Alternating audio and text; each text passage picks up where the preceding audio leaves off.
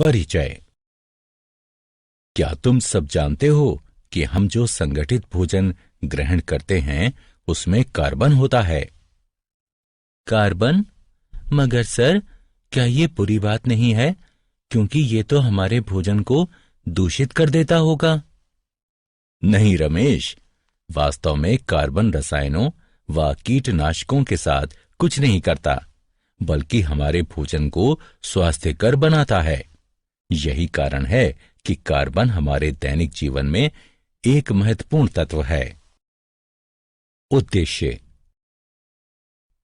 इस पाठ के अंत में आप निम्न करने में सक्षम हो जाएंगे। कार्बन में सहसंयोजी आबंध को पहचानना, कार्बन की सर्वतोमुखी प्रकृति की विवेचना करना, कार्बन यौगिकों के रासायनिक गुणधर्मों की व्याख्या करना, महत्वपूर्ण कार्बन अवयवों का वर्णन करना। कार्बन में आबंधन, सहसंयोजी आबंध। कार्बन एक रासायनिक तत्व है जिसका रासायनिक प्रतीक C तथा परमाणु संख्या 6 है। आवर्ती सारणी में समूह 14 का सदस्य होने के नाते यह एक अधातु है, जिसमें सहसंयोजी रासायनिक आबंध बनाने के लिए 4 इलेक्ट्रॉन उपलब्ध होते हैं। 2 कार्बन परमाणुओं के मध्य कार्बन कार्बन आबंध सहसंयोजी आबंध होता है।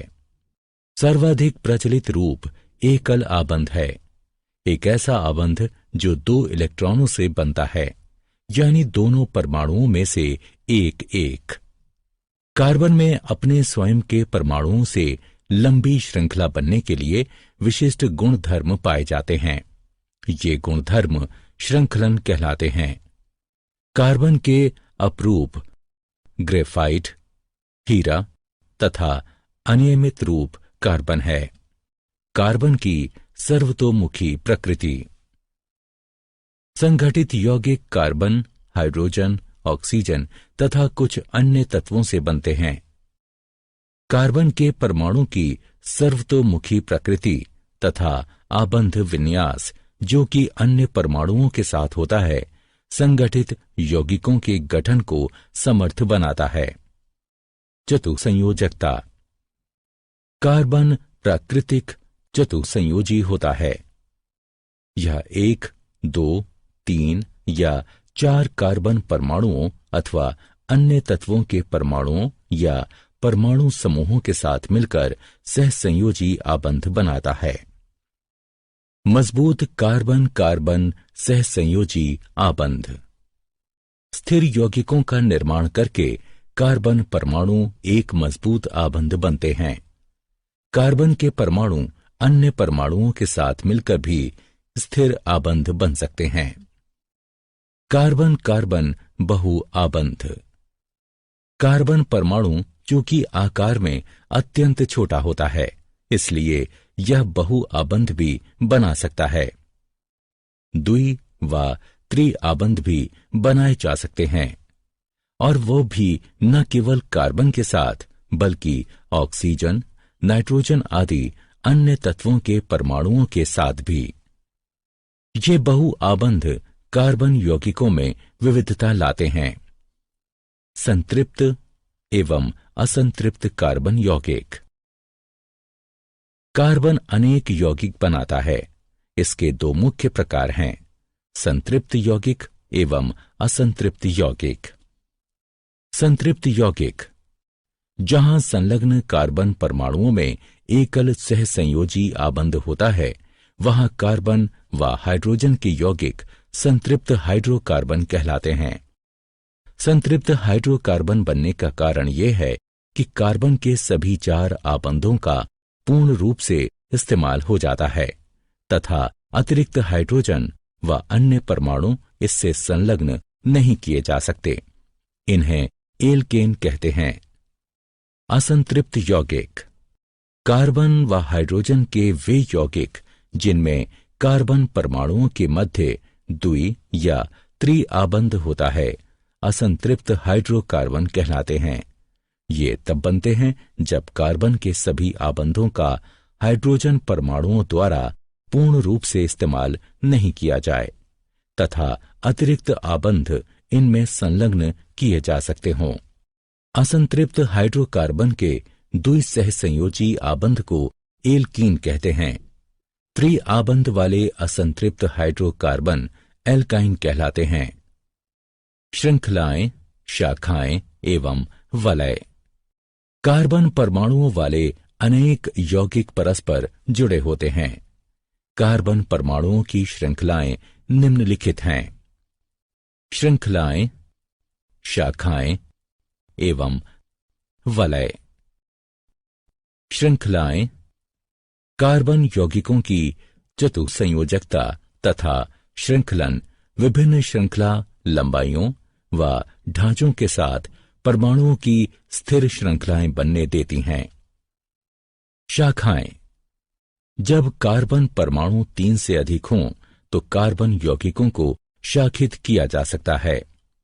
शाखित श्रृंखलाएं पेरेंट एल्केन को एक अलग तरह का ढांचा प्रदान करती हैं। वलय। कार्बन वलय कार्बन के परमाणुओं के वलय होते हैं। वलय बनाने के लिए 5 व 6 कार्बनों की आवश्यकता होती है। 3 व 4 के वलय भी संभव हैं, तथापि उनमें खिंचाव अधिक होता है और वे अस्थायी होते हैं। कार्बन एक छद्मवेशी मित्र। कार्बन एक मैत्रीपूर्ण तत्व है। यह केवल हाइड्रोजन के ही साथ नहीं बल्कि हैलोजन, ऑक्सीजन, नाइट्रोजन, सल्फर आदि अन्य तत्वों के साथ भी आबंध बनाता है। इनके यौगिक भी उसी प्रकार बनते हैं जैसे कि हाइड्रोजन के साथ, तथापि हाइड्रोजन के स्थान पर अन्य तत्वों का प्रयोग होता है और हाइड्रोजन को विस्थापित करने वाला तत्व विषम परमाणु कहलाता है। एक प्राकार्यात्मक समूह बनता है जो कि कार्बन श्रृंखला की लंबाई एवं प्रकृति पर ध्यान दिए बिना यौगिक को विशिष्ट गुण धर्म प्रदान करता है। समजातीय श्रेणी। समान प्राकार्यात्मक समूह वाले संबंधित रासायनिक यौगिकों की श्रेणी को समजातीय श्रेणी कहा जाता है। ये परमाणुओं के एक निश्चित समूह के रूप में भिन्न सूत्र वाले होते हैं। ऐसी श्रेणियों में बाद वाले सदस्य समजातीय कहलाते हैं। समजातीय श्रेणी में यद्यपि सामान्य सूत्र वही रहता है, किंतु श्रृंखला के विशिष्ट सदस्यों के ढांचे एवं गुणधर्म भिन्न हो सकते हैं, तथापि क्रियाशीलता आमतौर पर वही रहती है। किसी समजातीय श्रेणी में भौतिक गुणधर्मों में क्रमबद्धता देखी जा सकती है। ऐसा इसलिए होता है क्योंकि आणविक द्रव्यमान के बढ़ने के साथ यौगिक के क्वथनांक एवं गलनांक में वृद्धि होती है। कार्बन यौगिकों की नाम पद्धति। किसी कार्बन यौगिक को विधिवत कोई नाम दिए जाने की विधि को नाम पद्धति कहते हैं। अधिकांश कार्बन यौगिकों के नाम 2 प्रकार के होते हैं। नगण्य नाम। कार्बन यौगिकों के साधारणता प्रयोग में आने वाले नाम नगण्य नाम कहलाते हैं। ये आमतौर पर यौगिक के स्रोत पर आधारित होते हैं, तथापि इस प्रकार से नामकरण किया जाना संदिग्ध व दोहराव वाला होता है। IUPAC नाम। कार्बन यौगिकों का नामकरण अब अत्यंत योजनाबद्ध रूप से किए जाने की आवश्यकता है। अंतर्राष्ट्रीय शुद्ध एवं व्यवहारिक रासायनिकी संघ ने कार्बन आधारित यौगिकों का वैज्ञानिक नामकरण करने के लिए एक विधि निर्धारित की है। इन नामों को सारे विश्व में मान्यता प्राप्त है और इन्हें IUPAC नाम कहते हैं। कार्बन यौगिकों के रासायनिक गुणधर्म। कार्बन एक अति अभिक्रियाशील तत्व है। मुख्य रासायनिक गुणधर्म इस प्रकार हैं। दहन। किसी पदार्थ का जलना दहन कहलाता है। यह एक ऐसी प्रक्रिया है जो अत्यधिक ऊष्मा उत्पन्न करती है। जब कार्बन एवं उसके यौगिक जलते हैं तो ऊष्मीय ऊर्जा, कार्बन डाइऑक्साइड और जल उत्पन्न होते हैं। ऑक्सीकरण। ऑक्सीकरण वह प्रक्रिया है जिसमें दहन के पश्चात कार्बन यौगिक सरलतापूर्वक ऑक्सीकृत होते हैं। ऑक्सीकरण पूर्ण होने पर कुछ ऐसी प्रक्रियाएं भी हैं जिनमें एल्कोहल के माध्यम से कार्बोक्सिलिक अम्ल उत्पन्न होते हैं। संकलन अभिक्रिया। उत्प्रेरकों की उपस्थिति में असंतृप्त हाइड्रोकार्बनों में हाइड्रोजन मिलाई जाती है और इससे संतृप्त हाइड्रोकार्बन बनते हैं। ये उत्प्रेरक ऐसे पदार्थ होते हैं जिनके कारण अभिक्रिया भिन्न दर से आगे बढ़ती है और ये अभिक्रिया को प्रभावित नहीं करते हैं। प्रतिस्थापन अभिक्रिया। अधिकांश अभिकर्मक संतृप्त हाइड्रोकार्बनों से अभिक्रिया उत्पन्न नहीं कर सकते हैं, इसलिए ये संतृप्त हाइड्रोकार्बन निष्क्रिय होते हैं। तथापि सूर्य के प्रकाश में क्लोरीन का हाइड्रोकार्बनों में संकलन होता है।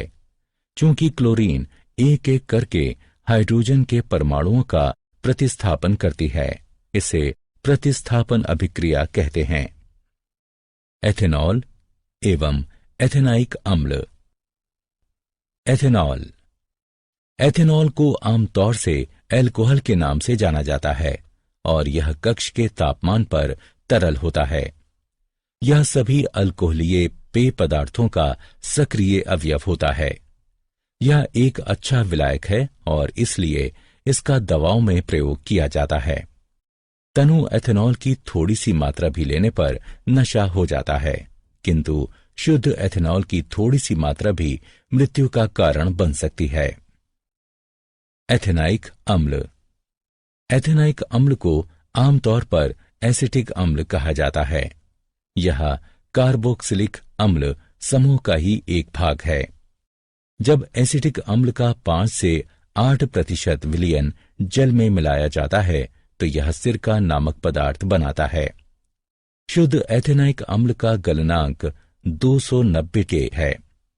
इस गुणधर्म के कारण यह शीत ऋतु में जम जाता है और इसीलिए इसे हिमानी एसिटिक अम्ल भी कहा जाता है।